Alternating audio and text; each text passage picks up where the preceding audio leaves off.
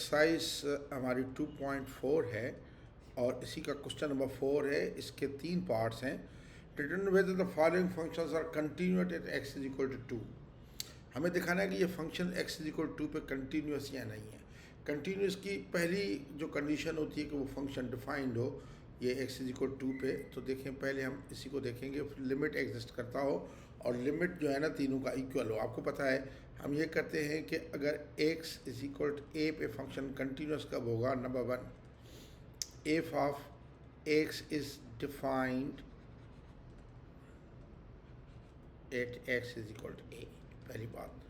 दूसरी बात कि limit x tends to a f of x exist. इसके फिर 2 कंडीशन है कि राइट हैंड लिमिट या राइट और लेफ्ट हैंड इक्वल हो।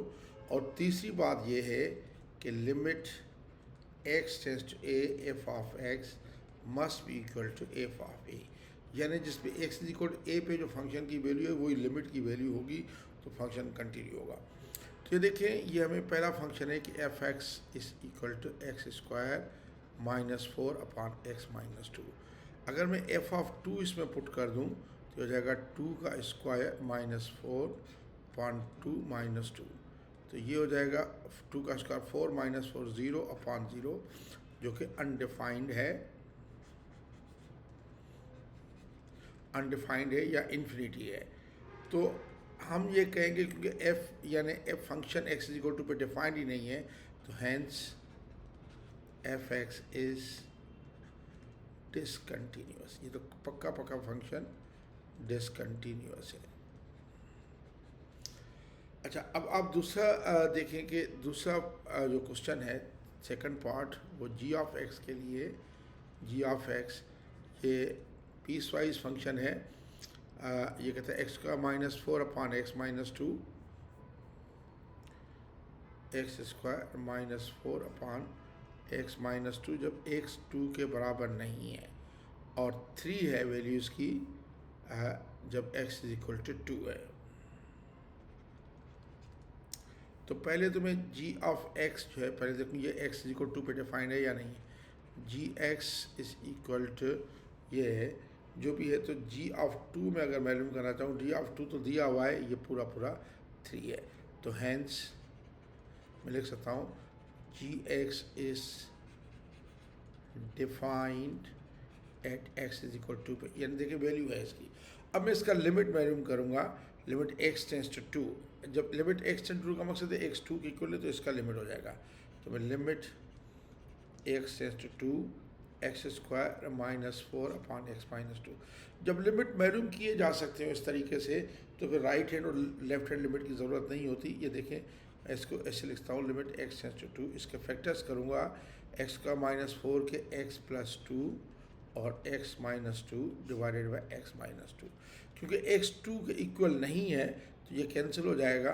अब इसमें मैं लिमिट अप्लाई करूँगा तो 2 प्लस 2 कितना आ जाता है, 4 आ जाता है।